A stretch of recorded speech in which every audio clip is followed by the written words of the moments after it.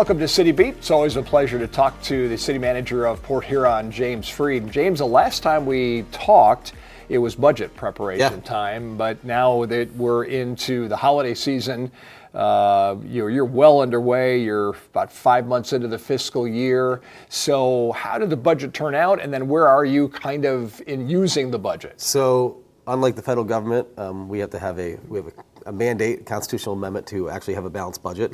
So we're able to get a balanced budget passed on time. This is the 18th balanced budget I have made in my term as a city manager. 12 of those have been in the city of Port Huron. And what was nice about our budget is we didn't lose people. We were able to maintain public safety standards and able to fund much needed capital improvement, but also made new investments like the Harvey Reinvestment Center in South Park, which is something that we're very excited about. As you know, the city of Port Huron, the mayor and council approved the purchase of the Harvey Center from the Port Huron Housing Commission, which is a community center down there, but it's kind of been mothballed since a little bit before COVID.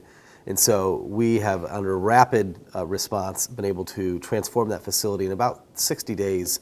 It's got new paint, new audio visual, new kitchen, new tables and chairs, new furniture, new conference room, new office space. We've now been able to bring in SCORE, which is a neighborhood a nonprofit that's working on doing after-school programs there. We have New Beginnings Theaters, which is doing day camps there for theater and dance for kids. We also have holiday movie nights coming up.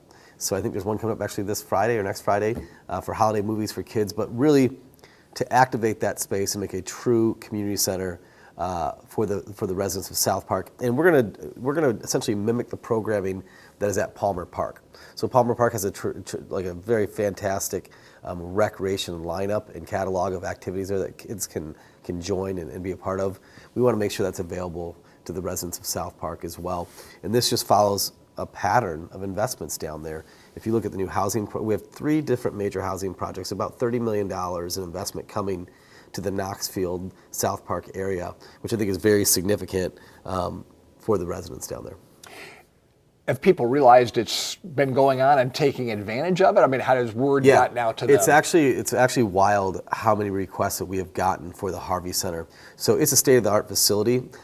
In fact, Rotary went in there for their luncheon, and just some business people in the community, they were shocked at how impressive the facility was. It's a beautiful, newer building. It was built in 2001, rehabbed just the last 60 days. You go in there, it has the latest audio and visual laser technology, laser projector. So you can literally walk in there, have a wireless microphone, wireless everything, and have your reception, your retirement party, your baby shower, whatever it is. That's a great facility to have it, even corporate events for corporate parties. How many people would it allow? About 120. Okay. And it has all new tables and chairs and linens, and it has a full kitchen there as well that people can use. So if you want to hold a retirement party or a birthday party, or even, we had one lady who's booking it for her family Christmas dinner, because she's got a massive family and it's just not going to work in the house. And so it's great for that, but that's what it's meant for. We really want to be a community center and in the true sense of it, but it's wild just how many people have interested in it and booked it. Amazing what's happening in the South Park area. Let's shift about maybe 14, 15 blocks toward the water. Yes. That area has undergone a transformation as well. So update us on that. So you have the Walker brothers who are doing their waterfront, the Mahogany Bay development, which is a marina, a new dug marina, a mixed commercial space, a restaurant venue is there as well. You also have Plat One Brewery, which has opened up. It's more than $1 million investment, which the food is amazing. I recommend the Asian barbecue ribs, fantastic.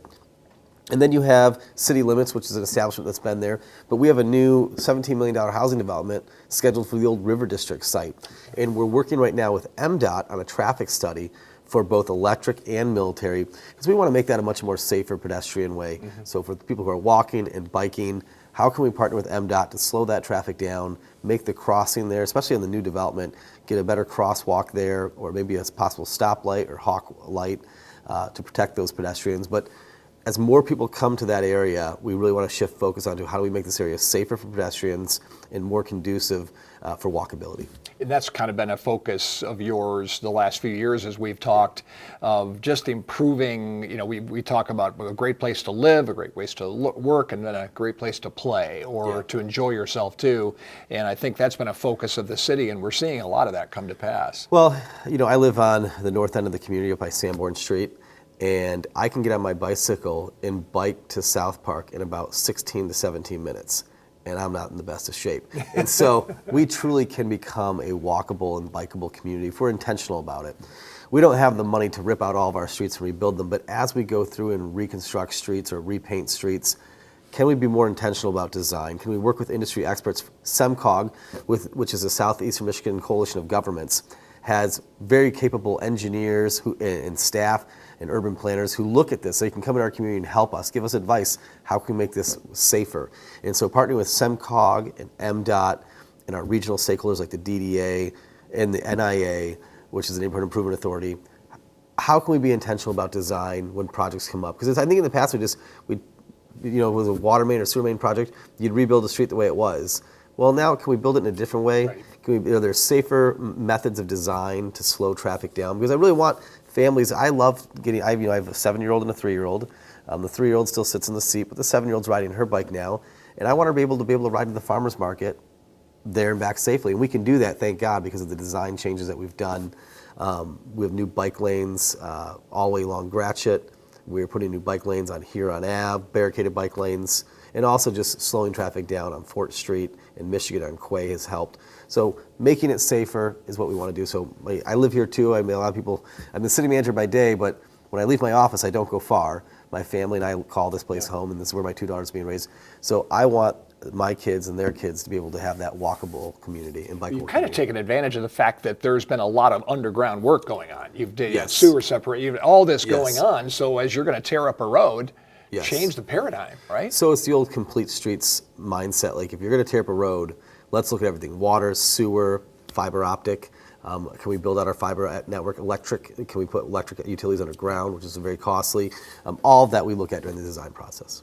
So let's give a timetable. You mentioned in that soliloquy there about what's happening in South Park, but the housing projects, what's the timetable on those? So many of those projects are partnerships with MISTA. And so this fall we have 3 applications before the MISTA board. We hope to hear back in January or February if they're approved. If they're approved, then they'll have their design and construction phase. Our goal is to get things moving in the fall of next year. With that said, the Lincoln Lofts, which was fully funded last year by $16.5 million, they're going to break ground in February on the Lincoln Lofts. That's in the corner of Lincoln and Erie, right next to the McLaren emergency room. That's 40 workforce housing project there, 40 unit development, 4-story building, which is much needed. And so they take time. From concept to actual shovel in the ground can be 2 to 3 years. So I'm trying to get a picture of you said Lincoln and Erie facing the park? Yeah. Okay. So if you remember when McLaren built their tower, they had a couple lots across the street that they used for their staging. It's those lots being built right there on that footprint. Yeah, it's interesting you talk about that because 2 doors down from there is my grandmother and grandpa's. Had some of my first memories of Port Huron and visiting my grandma and grandpa was on Lincoln, and now it faces that emergency room. It's wild because McLaren invested $160 million into that tower, which created all those jobs and brought people there. That neighborhood, we've seen such transformation in the housing stock. People are buying homes, flipping homes. Home ownership is on the rise there, rapidly on the rise. It used to be rentals, are now home ownership. In addition to the $160 million, you have the $17 million loft projects, but the city went in with $5 million of infrastructure projects. So if you look at Stone Street, if you look at Kearney Street and several other streets, fully reconstructed, all new sidewalks, everything there. And so we really want to make the connectivity between the hospital campus and SC4 more apparent, and we've done that in the last construction season, including the removal of Stone Street around the tech center at SC4, which creates a better campus walkability to the water. Tell you what, there are some fabulous older homes. Beautiful. In that whole area, not only off of Lincoln between Erie and Stone, but you've got in the jump over Pine Grove, you've got that whole area, along the riverfront from between Pine Grove Park and downtown. That's the old homes there are spectacular. They're beautiful, and then you also have Haynes Park there with a brand new playground. No one ever used Haynes Park, and they said when we went to reconstruct Haynes Park, folks said, "Why are you spending money in that park? No kids play there." Well, they didn't play there because it was awful. Once we put in a brand new play set, all the neighborhood kids came back out. And so it's like one of those, if you build it, they will come. Yeah. And so we think that area is very worthy of investment. And so we're going to focus on that reconstruction there, but then we have to move north of the hospital as well. When you get past the old Ernest Camera Shop, where the Edison Parkway is, a lot of those streets are going to need to be looked at soon as well. Scott Ave, things like that. Yep, sounds good. When we come back from the break, we'll talk about the city's work along with the federal government with the Bridge Plaza. We'll do that as we come back on City Beat in just a moment. Lake Huron Medical Center, our dedicated staff are committed to providing comprehensive care that meets your individual needs. We take time to listen to your concerns, understand your needs, and develop a customized treatment plan just for you. Trust in our expertise, experience our compassion, and let us be your partner in achieving optimal health. Visit us today and discover the Lake Huron difference. Welcome back to City Beat. It's always a pleasure talking with James Freed, City Manager of Port Huron. We covered the south end, the first part, but boy, the changes on Pine Grove Avenue and 10th Avenue on the north end are rather dramatic. Now I'm getting a feel, you could look at the pictures all you want, right? But when you drive it now and the 4 lanes in Pine Grove are open, you get a feel for what's happening down there. But I know you've been a kind of in-depth look. So I drove the Speedway this morning. And it was 1 lane in each direction, and I drove here. It was 3 hours later, and it's now 4 lanes in each. 2 lanes in each direction. So it's amazing how fast MDOT is moving. They work with Dan's Excavating, which is an amazing contractor. MDOT has an amazing engineering team, and if you look at the scope of work that they've accomplished in 1 season, it's pretty remarkable. And I've criticized the project a lot, but what they have done is pretty remarkable in the timeliness of it. If you're going to have a horrible construction project, it's nice that they do it in a fast, get it done. And what they've done is they've taken the Pine Grove, the effects that would affect the everyday users, knock that out quickly. So now when they do the other projects, it's not going to affect the flow of traffic. So as they continue to do their plaza expansions and when the funding comes in, and if that ever comes in, you're not going to see it really affect the everyday user because Pine Grove and the recalculation or recalibration of 10th Ave is completed. Now, if you look at that intersection of 10th Street, that was an incredibly dangerous intersection. We track what's called UD10. So if you get an offender bender and a police officer comes out and fills out that simple police form, that's called a UD10. And so we track the UD10s for intersections and where we plot all the UD10s around the city so I can see where the dangerous intersections are and where it needs work at. And that historically has been a very awkward intersection because the line of sight where drivers can look and see cars coming. And so we've had a lot of accidents there. So the calibration of where those streets come out north and south is going to make that a lot safer for Port Huron residents. Well, they're making it perpendicular. And I know historically diagonal, as I do this for the camera, diagonal streets. So now if you make it perpendicular, so now if you're coming on 10th Ave from the south, you're going to be perpendicular to Pine Grove when you get to that light. And then you'll have to gum onto Pine Grove, but then you'll go perpendicular back onto 10th Ave, headed toward the north end. And the way they have the traffic flow coming off the highway onto 10th going northbound now with that change, you're going to see traffic flow a lot more smoother. And so I'm excited to see the lanes open up today because now we actually, everyone's complaining about the traffic, but it's like, well, it's under construction, so we don't really know what the long-term effects are. But now that we're seeing the traffic flow today, we start to realize, okay, this is actually be a lot nicer to traverse from north to south because it did get bottlenecked there, especially at rush hour time.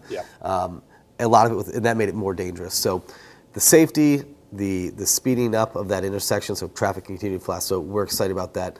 But we've partnered with MDOT and the local Scotts Task Force for other projects around the city. For instance, a lot of people don't know this, but we get a lot of federal funding for our roads. We have to go seek those dollars out. So unless you're going out applying for those grants and getting those grants, you're not going to get funded for them. So we were able to get federal funding for McMullen Boulevard. We were able to get federal funding to the tune of, I think, almost $2 million. Actually, it was closer to $3 million for Gratiot Ave. And we got about $1.5 million, $1.7 million for Lapeer. So right now they're finishing up the construction of Lapeer from 16th to 24th Street. That whole road is fully reconstructed. And it'll be a road diet. So we're actually shrinking that road to make it more safer. So still have a center turn lane, traffic in one direction to make it safer for pedestrians there. But it was a very complicated project because we only had so much road right away. And when you think about ADA accessibility, you think about ramps up and down on a sidewalk. Well, ADA also dictates the slope on side to side of a sidewalk. So we used to have the sidewalks like that. So if you walk down Lapeer, the sidewalks were literally on a side. That didn't meet ADA compliance. And so when we reconstructed that street, we had to come into compliance. So by doing the road diet, it gave us more right-of-way to build those sidewalks to compliance. And so not just more pedestrian friendly, but more accessible. So for those who are in wheelchairs or in scooters, Lapeer is going to be a much safer area for them to traverse. We have a public hearing tonight, believe it or not, at 7 p.m. For the Water Street reconstruction. So from Water Street, from 10th to 13th, it's like driving on the moon. That concrete's breaking up. The transitional concrete needs to be replaced, plate replacement. So we're going to fully reconstruct Water Street from 10th Street Bridge to 13th Street. But we're looking at doing a road diet there as well. We really don't need 4 lanes of traffic going through a neighborhood. 2 lanes of traffic with a turning lane, and we want to add bike lanes there. And so we have that design out there. We want to get some public feedback, some public engagement. The good news is that we're keeping the road width the same. So if a road diet doesn't work out, we can always revert that back. So I tell folks, let's try it. There's no harm in trying it, because if it doesn't work out, I can change it in the next season. Well, when you talk about road diet, for those who are watching that aren't, you're taking the same footprint. So it's this wide, and instead of 2 lanes, right next to each other, going in each direction, you go to 1 lane in each direction with a middle turn lane, and that leaves you room then for bike paths on either side, right? Yep. So we'll have 2 5-foot bike lanes on each side, a lane of traffic going in each direction, and then a center turn lane. Yep. You need that center turn lane because you got the boat launch there. Right. And I think where it's been tried, and not just in the city, a good example would be just outside your city limits, and I drive it all the time on North River Road. Yes. That road diet, turning that into 1 lane each way, has been a beautiful solution for that, which used to be narrow, 2 lanes going in each direction. Yep. So I think where it's been tried in our area, it's worked really well. Well, and again, working with SEMCOG and MDOT to bring in experts to show us how this works. And before we do this, we run full traffic studies, modularizations. So we're not just guessing if it's going to work. We have a pretty good data-driven approach to it, and it's that level of expertise is far above my pay grade that help advise us on this. But whenever you take a traditional road format and change it, there's some people who I like to go fast and race through there. Well, that's good for you, but how do we think about the people who live there and the residents and the kids that live there? I tell you what, they say having kids changes everything. I have 2 little girls now, and there's nothing more terrifying than watching my 7-year-old take off on a bike down a road. And if you don't care about road design until your 7-year-old's biking down that road. And so every time we look at designing construction, I think about a parent who lives on that road who's got a 7-year-old who's got to get across it or get to school. And when you start thinking in those parameters, you look at road construction very different and what has to happen. And so we want to put that focus on making this a walkable community. Again, when we have the money to reconstruct a road, and when we reconstruct this road, these are 50-year reconstruction projects. And so we got to get it right. So we put a lot of time and effort, but the public engagement is huge. Don't just wait for a public hearing. All of the email addresses for our engineers and my email address, the council email addresses and phone numbers are online. If you care about road diets and road safety, just shoot them an email saying, hey, I support these efforts. It's very important that the mayor and council hear from the people who elected them and who represent them. I can see down the road, it's one of our main thoroughfares, 10th Avenue on the north end, which becomes 10th Street on the south end, but that's been 4 lanes forever. I can see the day down the road where that day's coming very soon. Is it? Okay. Those are conversations we're having right now. Yeah. Even if we don't reconstruct the project, are we able to do a painting exercise to reduce that? 10th Street is one of the most dangerous stretches of roadways in the city. It feels like a highway. People drive like it's a highway. It's 35. Yes, it's 35, and I think the average car going through is probably about 55. Yeah. And so how do we slow that down? And if you think about it, they have residential homes on both sides. Yeah. And so how do we slow that down? How do we make it safer? And then again, a lot of bike accidents are there. A lot of bicyclists who try to cross 10th Street. I would say that corridor is one of the most dangerous areas for bikers. Yeah. So as the federal government and the state have worked on M25, which is Pine Grove Avenue, and the project with the new, the Bridge Expansion Plaza, what does the city envision in some of those areas that are changing, and have you worked alongside to see what can we do? So yeah, MDOT did a really nice job of building pedestrian bike paths through there, doing some landscaping, almost like mini parks along the new wall they put in. In the future, we have allotment for funding to build a bike path from Pine Grove to the water. Oh, nice. So where the spans of the bridge are, to get a bike path through there to connect those neighborhoods, kind of as feeder systems to the boardwalk and to the bike path that takes you across the Black River. I bike. My bike route is it's a 16-mile loop. I take it from Holland, hug the shoreline, all the way past the wastewater plant. Best secret park in town is in front of the wastewater plant. Best view in the city. Go down to 24th Street. I come back, take ruler across, and then that bike path across the Black River from Water Street to Pine Grove is beautiful. I mean, it's absolutely beautiful to go across the Black River. And they rerouted that around the wall. They're going to start work on that. But that's going to be beautiful for residents. So, and in the future, I look at the rail line that runs to Dunn Paper. That hasn't been used. There hasn't had a train down there in quite some time. We never want to see that rail line go away because we'll rail bank it and put a bike path in there. So we're looking at some of these rail lines we have. Can we, if the rail were to ever leave, can we build pedestrian bikeways through there? That's our intention. Similar to what goes over the canal. Yes, exactly what we want to do. And I don't want you to get away without, updating our community too. I know it was on hold because of funding, but the latest on the Black River Canal going from Black River out to the lake there, between Gratiot and Pine Grove. Yeah, so we have a community group of stakeholders, which really nice is the townships are now at the table. They want to help fix it and partner with us, which we didn't have that. The townships were refusing to help fund in any way, and so it was either the city of Port Huron went it alone, which I don't think is fair given that the vast majority of the parcels are outside the city who use it. And so the townships are now at the table. We have business leaders and business folks who are at the table to help us with this. And we are developing a plan right now that will go out for bid. We hope to have hard numbers, and hopefully by the end of December, hard numbers, get those bids awarded and get that thing opened hopefully this year. So is it halfway done? What would percentage right would it now, be? we coffer dam it to protect it from further damage. Yeah. So we have a long way to go on. Okay. All right. So it's not 50% of the way there. It's got some work to do. No, and funding is the issue. Right now we have a $6 million fix. We're trying to get that number down closer to 3.5 to 4 million. Okay. And we have probably about 1.5, 2 million on hand. And you said bids are out, so you'll know first of the year. The bid documents will be posted in the next couple of weeks. Got it. So we did some value engineering to reduce the cost, and then we're going to rebid it to see what we can get. We have a tremendous number of great resources in this area, in the city of Port Huron. If you think about it, when I drive into the city and I see the lake spilling into St. Clair River, and then you've got the Black River flowing into that, what a great number of natural resources we have to make this an amazing community. No one else has it, and if you have these beautiful natural assets, they are a comparative economic advantage. We just have to leverage them. Absolutely. And so if we're not willing to leverage our natural resources, we're not going to get the full impact of the community. And so you can't have the canal closed. That's just not an option. Yeah. We're the maritime capital of the Great Lakes, and one of our boating navigation ways is closed. Yeah. That's not good for our culture. That's just not who we are. So we will get it open. It may be a moonshot Al Green fixed, a red green to fix it, but some duct tape will get it done somehow. And a quick synopsis from you on downtown. What's happening downtown? Downtown's good. I think retail right now is a struggle across the entire country. I talked to every single municipality, and retail is, how do you support retail in an ever-changing e-commerce environment where now you can get your groceries, and most people buy clothes off Amazon now or whatever it is. And so it's very difficult. So I think downtowns will change. I think you'll still have retail components there, but I think you're going to see entertainment and service industries kind of take the way. And that's not something government dictates, that's free markets. Absolutely. I would love to say I want downtown to be every storefront retail. Yeah. But the economy and free markets dictate what will actually Absolutely. happen. All right, James, always a pleasure visiting with you. Thanks for having me. Success Yep, as thank well. you. And that'll wrap up this edition of City Beat. Thank you so much for joining us.